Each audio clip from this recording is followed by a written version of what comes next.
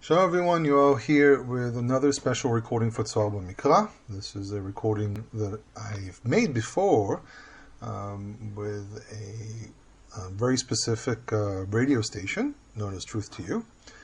And I back then did a series, about 4 episodes, about the concept of kosher food, and we spoke about a lot of different topics and things that can happen. And I highly recommend to go to those recordings. I'm planning on featuring them on my website as well, because these recordings were really good. But I want to talk today about elements of practicality in keeping kosher. Everyone talks about what does the Bible say that kosher is, and people go to the verses and discuss the verses and so on. But there's a question of practicality. In Jewish circles, we have a kashrut system, and we have people that their job is to make sure that factories and restaurants and so on keep kosher. Why? It's because there's a certain level of practicality of how to keep kosher that eludes a lot of people. That what you do at home is not the same as what you do outside. When you run a restaurant and when you work with suppliers and import and so on, it's not always that simple. And there are a lot of elements that have to be known. And there are even things that need to be known for the person himself who's going out to eat or is ordering food, hotels and so on. Now, just a little bit of background about myself so you know where I come from when I say these things. I am a former bakery worker. I for quite a while worked in the field of food. I worked in bakeries. I've worked in restaurants. I have a culinary diploma. I've studied culinary studies in Jerusalem. And I've worked in catering, in restaurants, and so on. I actually was fascinated with the concept of cooking from a very young age. At the age of 8, I started cooking meals. By the age of 11, I was already cooking for Shabbat. I actually replaced my mother when she had to go work on Fridays and so on. And I have relatives who are people who give kosher certificates to different places. My dad does this. I have a few relatives through marriage that do the same thing. I have a brother-in-law who was in the cooking field for a very, very long time. And you pick up a lot of things while doing this. And I had to work shoulder to shoulder with the people who give the certificate and the discussions we had about it and so on. And you discover there's a lot of things. There's a lot of things you have to keep in mind when you're dealing with food. So I'm going to start a simple guide here of keeping kosher. And we're going to start from the home. We'll see how much we squeeze in today. Maybe we'll do this into 2 or 3 parts. But today we'll talk about the home. Let's first we'll start with this word kosher. As you know, my main field these days is dealing with Hebrew and biblical studies. What does the word kosher mean? The word kosher actually means something which is acceptable. It's not really a Hebrew word. It's a word that we received from Persian. And appears one of the first times it appears is in the book of Esther. And kasher, it says, "In kasher hadavar be'einei hamelech," if the things are acceptable in the eyes of the king. The word kasher comes from the word muchshar, or from the word huchshar, if we're doing a hufal form, which means something which has been prepared or done in the appropriate way and is acceptable. In the Torah, the term for acceptable, especially when it comes to food, is tameh v'tahor. In the Torah, the concepts of really bound to the concept of clean and unclean, because it really appears a lot in the circles of ritual purity. That there are types of food that defile you as an Israelite, that make you unclean to go to the temple, unclean to be inside we'll call it the cultic circles. So there's a slightly different mentality between the way the Torah describes and the way people think about it today. If you go out and eat lobster, you're not just eating something which is forbidden. You're actually eating something that defiles you from a purity point of view, and also spiritually. There's actually a saying in Judaism that says that the machalot asurot, the forbidden foods, they call timtum halev. They cause the heart to be confused. They cause the heart to be stubborn. That the whole idea is that when someone eats these types of food, they're actually defiling themselves in a way that prevents their mind. Again, this is all very spiritual, but the idea is that it prevents the mind from being able to open up to things. It's about the word. The Torah is tameh v'tahor, tahor v'tameh. Now, first of all, when you go into a supermarket, about a year and a half ago, I met up with a friend that wanted to start keeping kosher and wanted to understand how it works. And we just went. I was in the United States at the time. My brother was getting married, and we went into, I think it was a Target or something. And she wanted to see what is kosher and what's not kosher. So, for example, we went through the aisles, and because I have a lot of friends in the United States, I know a lot about the production and so on. So, for example, there are a lot of products out there that are clearly not kosher. Things that contain pork, things that contain seafood, things that contain processes that use pork or animal products or things that contain animal products that can be a problem, and so on. So in many cases, for a shopper, you go out and there are certain companies that you can trust. There are organizations that make sure that what's clean and what's not clean, because they keep their eyes open on the factories. And even if it doesn't have a kosher stamp on it, you usually can call up these organizations like Star K and OU and Chaf K and I think there's a few other ones, but those are the three that I know of specifically. And you can call them up and ask them, can I have this product, can I use it? They usually, the OU, for example, if it's a product under them, or a product that they keep their eyes open on, they can tell you. If not, you go to another organization. But there are things that, for example, are very clear. And there are also products that actually have a kosher certificate. For example, if you pick up a can of tuna from cans of tuna, there's a specific company, a specific American company, but many of the tuna companies, they will have an OU somewhere hiding in between the different ingredients and so on, or a Chaf K or a Star K and so on. So usually there are things that you walk into a store and you're going to be perfectly fine with, even if it's canned or packaged and so on. You can also go to the fishmonger and you ask for a piece of salmon, and they'll only give you salmon. It's very difficult to confuse salmon and so on. But for example, whitefish can sometimes be a little difficult. But because of the concepts of allergies, they separate shellfish, and they separate the mollusks, and they separate the lobsters and so on. So the contamination is not probable because of allergies and laws, especially in the United States. So people who live in the United States it's a little bit easier for them. The problem starts with meat. The problem starts with meat. What exactly is kosher meat? So I once spoke with someone. They said to me, kosher meat is if a rabbi blessed it. I'm like, no, it doesn't qualify as kosher. What qualifies as kosher meat from a biblical perspective is slaughtering the right animals. I think most people know what the right animals are, but also draining the blood. Now, the difference between kosher and not kosher is when we talk about rabbinic kosher, is a very large subject. But we have several issues that happen here. First of all, who slaughters the animal? In rabbinic Judaism, it has to be a Jew who knows how to slaughter, cut the right parts of the animal, and so on. It has to be done with a specific knife, and has to be done in a specific way, and so on. Okay, that's rabbinic kosher. I think anyone that eats rabbinic, anyhow, will be looking for rabbinically kosher meat. So I once picked up the phone to my dad, and I asked, what is the problem with the federal slaughter? What is the problem with the FDA slaughtering? And he said, the problem that we have with the FDA, the problem that the Rabbinic Council of America and all the different kosher certifications have with what the FDA demands, is the fact that they asked to electrocute the animals because it's supposed to be more humane, presumably. I actually once spoke with someone who's a vegetarian. They said it doesn't matter both. Even if you shock the animal might be in shock, but it also suffers from electrocution. So you don't get anything from any of them, which I actually tend to agree. I'm not a vegetarian, but I tend to agree with that. But the problem is that the animal can also die from electrocution. So if the animal dies from the electrocution, it wasn't slaughtered, it was electrocuted.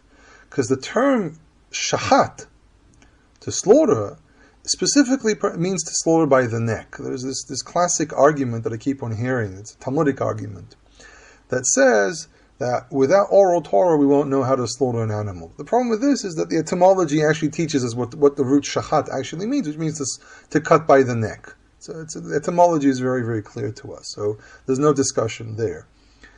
But the problem that we have is that the way we understand it is that the animal's life force has to exit the body by bleeding.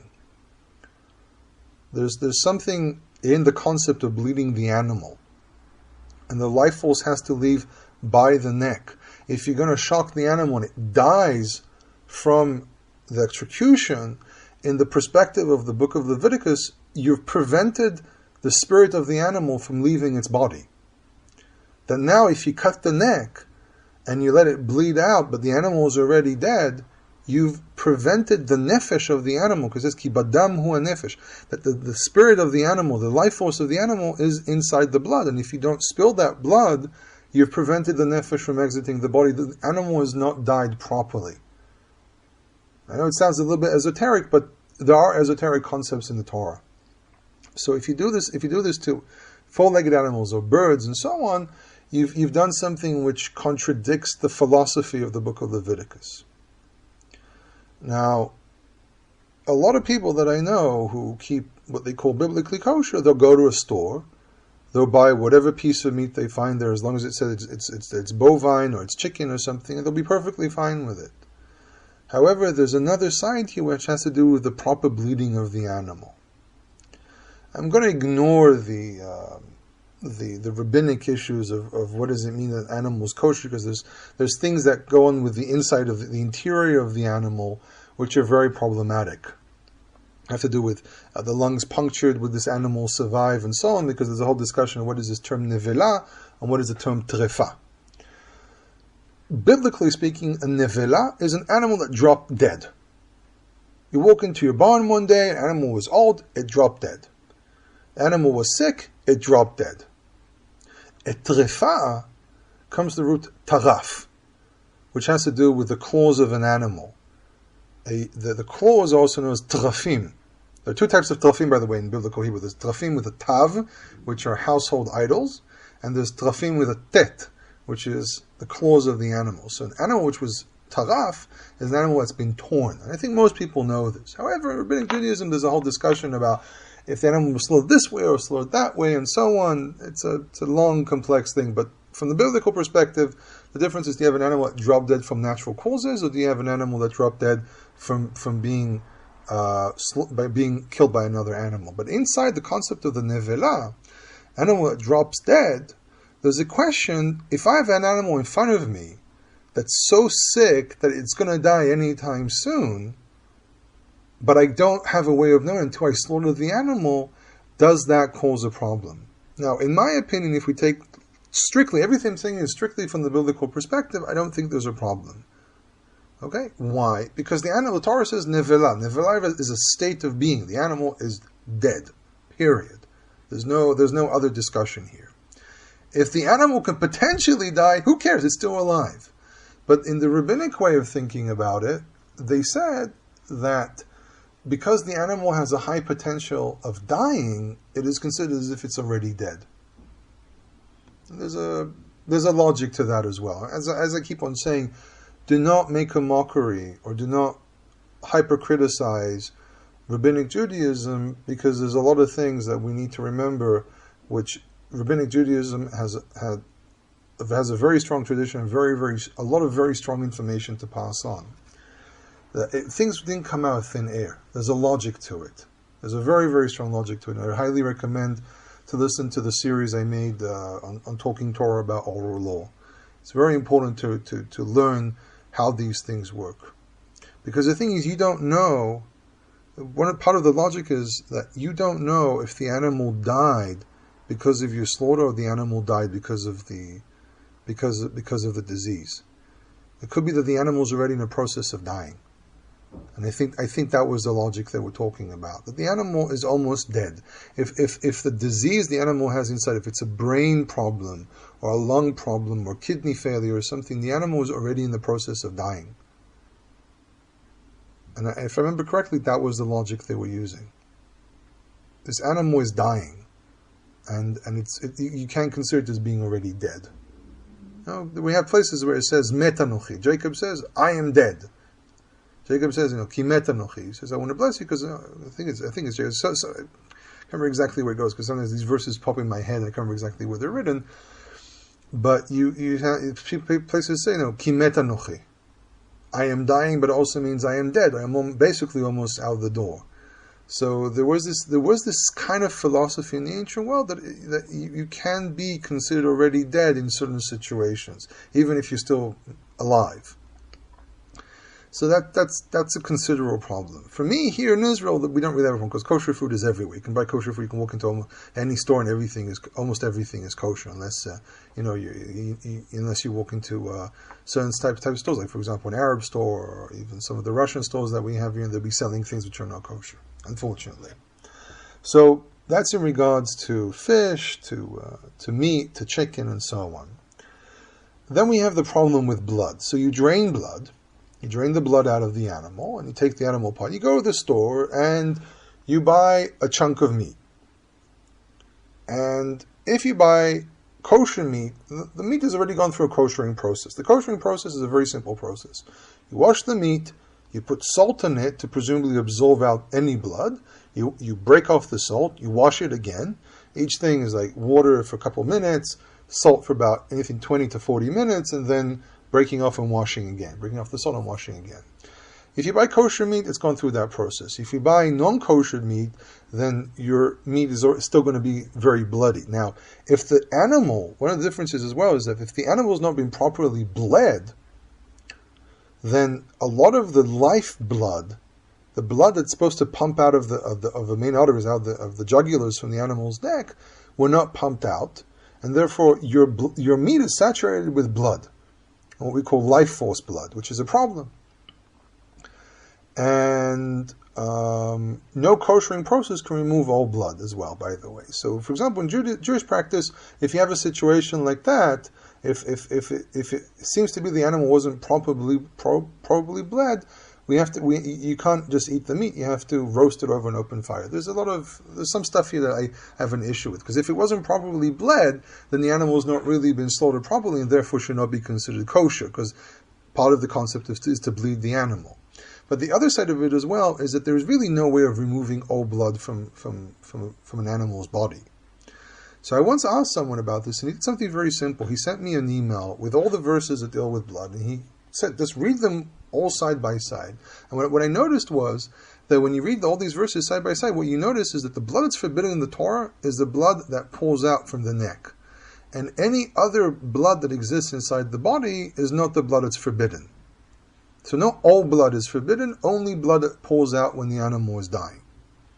However, obviously it's worthwhile cleaning, washing your meat, and salt, by the way, is a bacteria-killing element, so it's also worthwhile doing, and so on. So when you eat kosher meat, you're also eating meat that's presumably cleaner. It doesn't necessarily mean it is cleaner. I'm just saying if you put it through that process, it's cleaner. And I've even heard of farmers that grow their own meat, that they raise their own cattle, that they actually they put the meat into a brine before they actually cook it, because they know it kills any bacteria that might exist. So I've heard of this from other people who have nothing to do with Judaism, have nothing to do with keeping Torah. They just realize it's a healthy practice. Chicken, by the way, is less of an issue. Chicken has less blood. It's very easy to clean chicken. I mean, I've taken chickens apart. I've taken animals apart as well. There's a massive difference in between them. But the koshering process never removes all blood. I've done experiments. I've taken all the different mechanisms which are mentioned, for example, in Maimonides, which is the most extreme opinion, of washing and rinsing and so on. It never works. There's always some blood there. And there was also this silly article that came out about a couple months ago that scientists discovered that the red substance that comes out of animals' flesh is not really blood. They say it's plasma. Well, I've got a simple question. I mean, I studied biology. What is blood? Red blood cells, white blood cells, other particles that go on in your blood, plasma. There's a lot of stuff that goes on there. You can't, because if I say to one thing and say it's not blood. No, do me a favor. It is blood. Okay, I've actually put this stuff under microscopes as well. I've seen their blood cells and so on. It's nonsense. They're just trying to find an excuse to prove that the way Jews do things is the best way, which is, unfortunately, in my opinion, is unfortunately a very dishonest way of doing things. You find the arrow and then you're marking the bullseye. It's just ridiculous. That's in regards to meat. Fruits and vegetables. Okay, so fruits and vegetables, you would say, what's wrong with the fruit or what's wrong with the vegetable? The answer is nothing. What's wrong is what's on the fruit and the vegetable. So first of all, something that, naturally, if I pick up a cucumber or a carrot and I open it up, I slice it in some way or another, and I find a worm inside, most people will go, ew, throw it to the garbage. I think most of us do that. Though some people say, oh, I can eat the ends and something, but most of us will throw it away. There are types of plants which are very easy. If I cut up an apple and I find a worm inside, or a bug inside, or I go to the fruit stand or vegetable stand, and I see holes punctured inside a fruit or vegetable, I know there's something in there. Something's drilled its way through. That's easy. But then you have a problem with bugs that can lay eggs or live inside your product. The biggest issue usually is with leaves. For example, we buy lettuce. So, unfortunately for all mankind, there are bugs flying all over the place. They land everywhere, they lay their eggs everywhere, and so on. Here in Israel, about 20 odd years ago, someone introduced hydroponics to the system here. Hydroponics are hydroponic-like mechanisms. So you have a lot of leafy substances that you can buy in stores, which are grown in an environment that narrows down the quantity of the ability of bugs getting into your food but down by 90-something%. You still have to open up the package and take it apart leaf by leaf and wash it down. Obviously, there's also sand and so on. So it's not necessarily hydroponics. Some hydroponics, some grown actually in styrofoam structures with sand inside, but they're disconnected from the ground.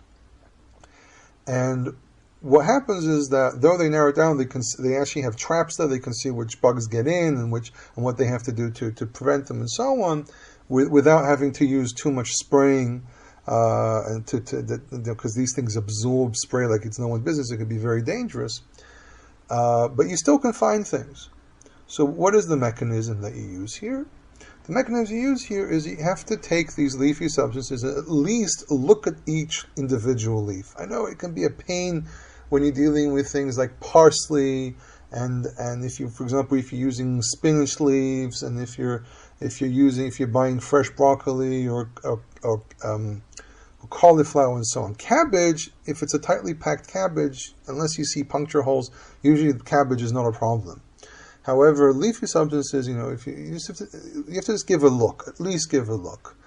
Lettuce is notorious to having some type of worms that look like tapeworms, very small tapeworms that can only be visible if you put it up to a light source.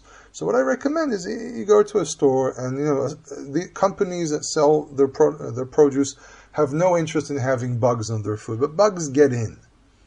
And it's even worse than them, because even one of these super duper kosher places that sell these special leaves, I and my friends have found worms and so on. There's nothing 100% bug proof, so there can be a problem here. So just at least pay attention, look at the leaves, pay attention, and so on. Then you also have, for example, issues of storage. So for example, if you have dry substances like flour should always go through a sieve, at least a sieve, if not something even smaller than that, because even if the flour left the factory completely clean, storage can sometimes be a problem. I myself have caught storage spaces in restaurants that even they try to keep it as clean as they can, something always gets in. Okay, because unless you're keeping unless you're buying your flour in vacuum closed or at least plastic closed bags, you won't be able to prevent things from flying in. These bugs are attracted to food, period. This is why cleaning your restaurant walk-in fridge at least once a week is very, very, very important.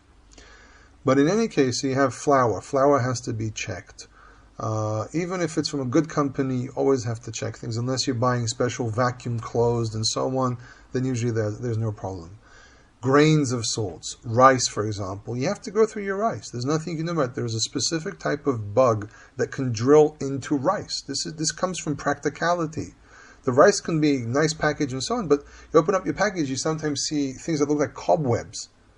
That's bugs. They actually have an infestation of bugs inside your bag. Even if it's a store, you bought the bag 5 minutes ago in the store. First of all, go give it back to the store. Say, listen, there's something wrong with the way you're storing your produce. But this has happened. I've had cases where I opened up a bag and there's things inside. You don't necessarily see the eggs or see the creatures, but they're there. So you need to also look at rice. Looking at rice basically means you take a cup of rice, you pour, say, a third of the cup onto a plate, you just look through it. It's the simplest, and this is what a mashgiach kashrut, a kosher supervisor once told me when I was working in one of the kitchens, and this is very high-grade supervision. He said you don't have to do the whole scanning with light and putting it with a background and finding everything, but you need to look at your rice for different reasons. I mean, for example, when I was in culinary school, I said look at your rice because it could be pebbles inside. You don't want a customer breaking their teeth, which is also very true. But there can be impurities inside the rice, and there can also be visitors, different little bugs that can walk around inside your food. What else can exist? So we have, for example, a problem with for example, with cheeses.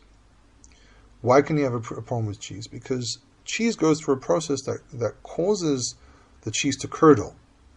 And to cause the cheese to curdle, you have to have a catalyst of some sort. Now, you can buy vegetarian cheeses, and then the catalyst never comes from from another animal. But it's very common that they would use the inner lining of an animal's stomach to cause the cheese to turn to curdle. And sometimes this can come from a non-kosher source, sometimes even a purely non-kosher source. So you have to be a little bit careful with that. Buying milk in a store, federal law, back then in the day, Rabbi Feinstein wrote about this. The federal law says if it says cow's milk, it has to be cow's milk, period. So he said you can trust that, and I trust it as well. But cheeses, you have to be a little bit careful because sometimes the catalyst or in it is sometimes comes from a source that can be very problematic. But from what I understand, again, cheeses, you can still buy plenty of cheeses which are perfectly fine. You just have to be a little careful with it.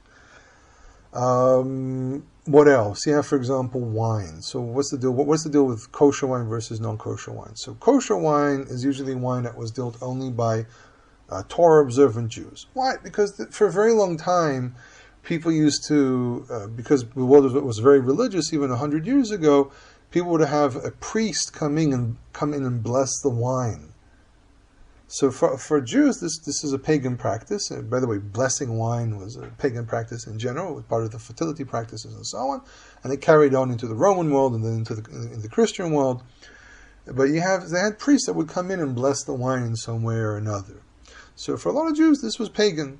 So kosher wine is wine that was under Jewish supervision, and no one came in, no religious person came in and did some blessing or something, or declared the name of some deity over the wine, making it wine that was to some degree dedicated to a pagan god.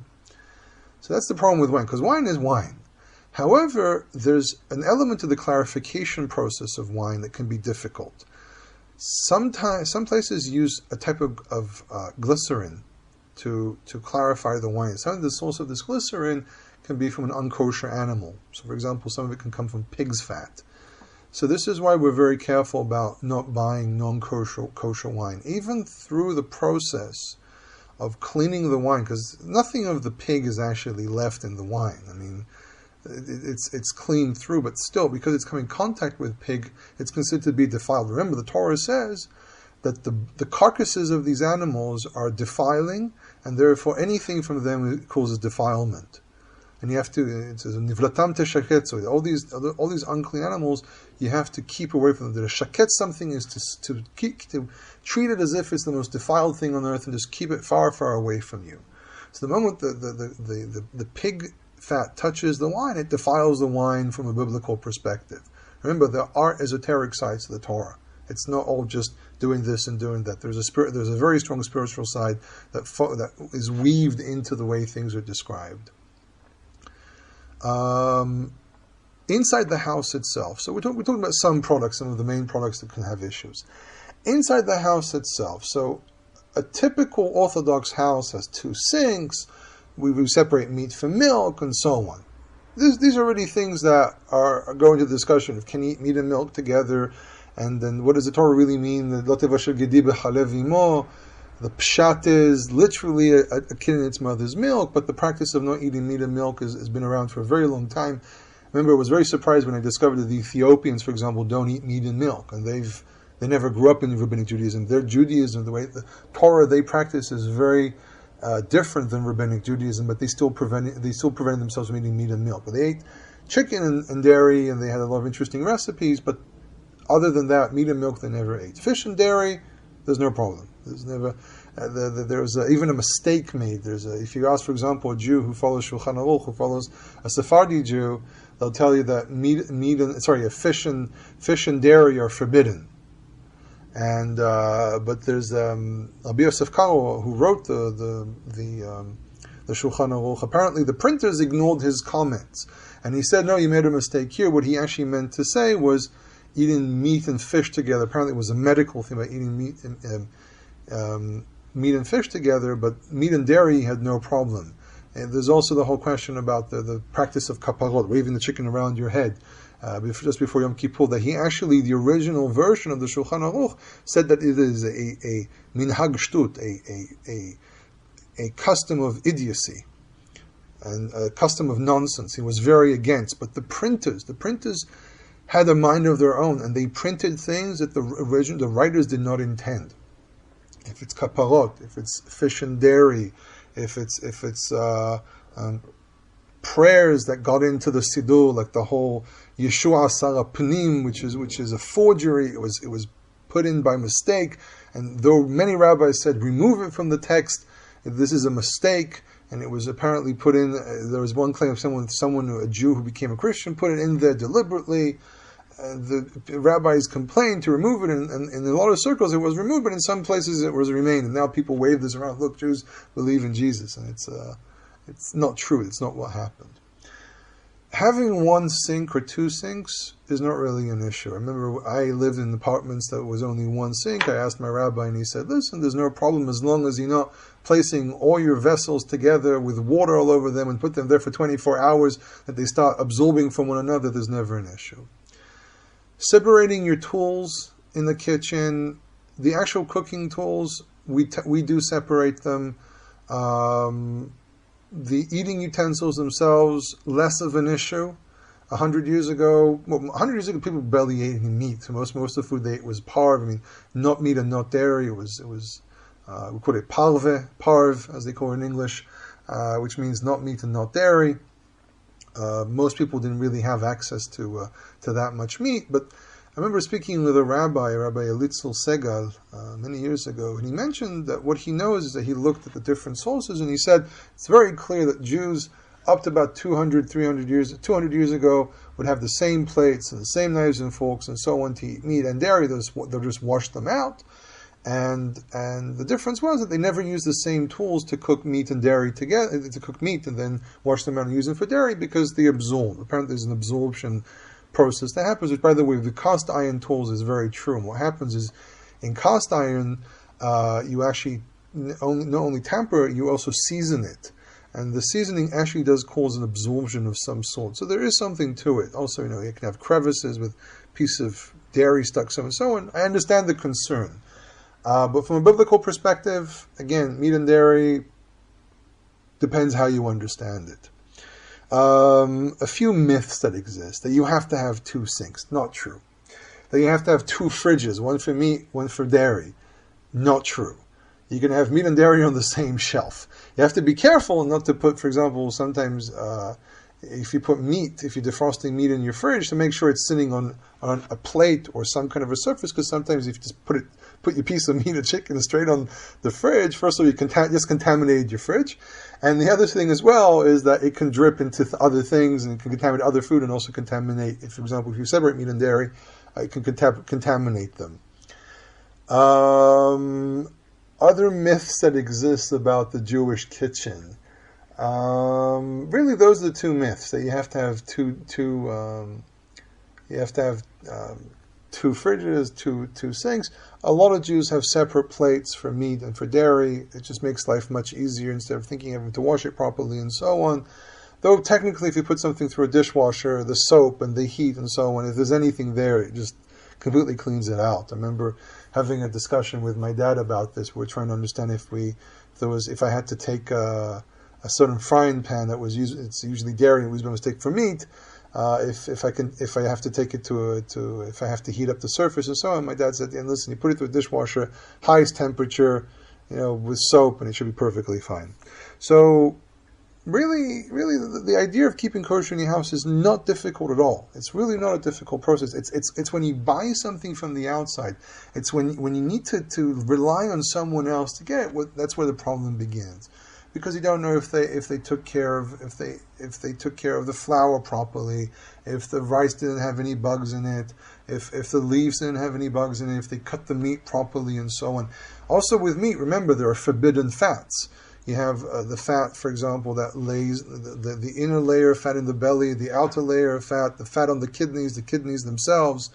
You have a little piece from the liver as well. If you buy calf liver or goat liver or something, you have a little finger that hangs from the bottom, and you have to remove that as well. If you're buying lamb products, there's tail fat. Tail fat is forbidden in Leviticus 7. A lot of people buy lamb products and never think about the fact that they can sometimes grind lamb fat into it, and usually lamb fat is, in many cases, not usually, but many cases, lamb fat is tail fat. If you buy shawarma, for example, classic shawarma has tail fat on the top. Tail fat is forbidden in the book of Leviticus, very clearly forbidden. People ask why Jews do eat tail fat. It seems to be there was a mistake somewhere along the line. Someone misunderstood something, misinterpreted. But I've been trying to understand exactly how it happened. It's not very clear. But the pshat, the simple meaning of the words there is that the tail fat is forbidden, and lamb products can contain fat. But however, it's very important to point out that not all fat is forbidden. The word used is chelev. The word used is chelev. Chelev is not fat. Chelev can be fat, but not all fat is chelev, and not all chelev is fat. As I said, you have different colon fat, for example, is fat. Sometimes when you buy certain high-end lamb products or meat products, it can be mixed in or covered with colon fat. There's a recipe, for example, classic French recipe that I learned.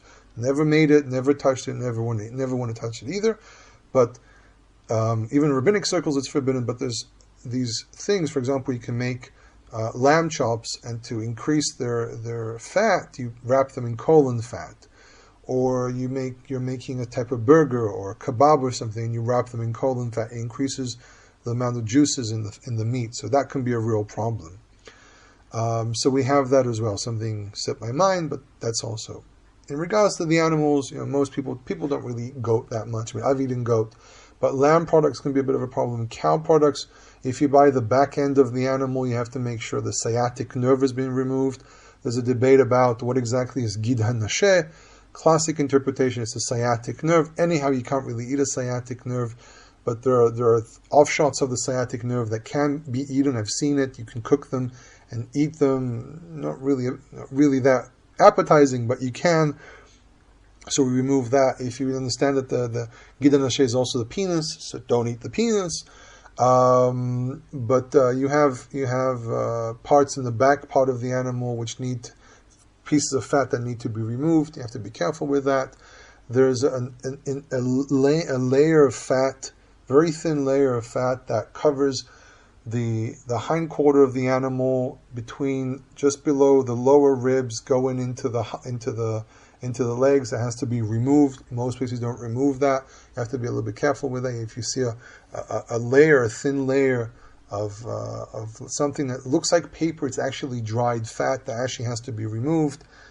So this is why in rabbinic sources, a lot of Jews just eat the front part of the animal, and the back parts are sold to people who are not Jewish because they don't want to go to the house or clean up the animal. But that's one of the fats which is forbidden. It's the chelev asher kravayim. The kravayim is the hindquarters, just the bottom ribs going into the legs. Other than that, in chicken, there's nothing. Just have to clear out the blood.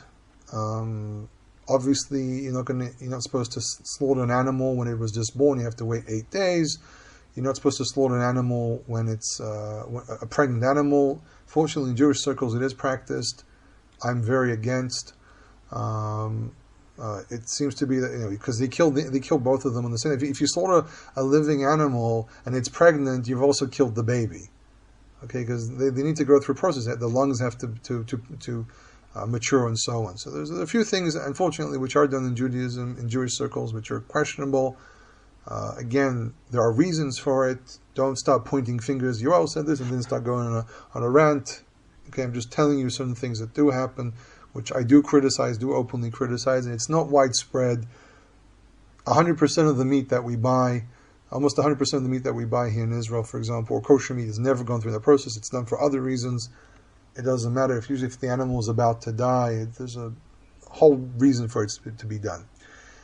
In any case, this is about keeping kosher in the house, meat, dairy, wine, finding kosher food in the store. Again, if you look at a product and you know it's exactly what's in it, then there shouldn't be any reason why you can't eat it. Okay, if you look at the products, what's inside the product itself, the ingredients, and you know 100% that there's nothing wrong with these ingredients, then great. It should not be a problem. However, sometimes certain ingredients go through a process before they actually reach the factory and made whatever you're eating that can be problematic. Not always, sometimes. So again, this is why I personally, with all the knowledge I have and so on, I still prefer to eat certified kosher food because that's how I know for sure that nothing went wrong. However, obviously, if you have a problem, if there's nothing certified and so on, I personally tell people that if they have difficulty getting certified, to check the ingredients, to check with the butcher, to check this, to speak with whomever finds. We used to have a saying in the culinary world, adopt a butcher. Find a butcher that you trust and work with him. I have friends who've done that.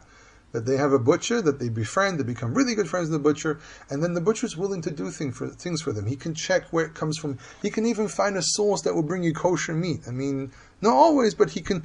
There might be another town that actually has a larger Jewish community, and there's anyhow a guy who goes through and drops off kosher meat. You find that guy, and the butcher can convince him to bring in once a month, a couple pounds of kosher meat.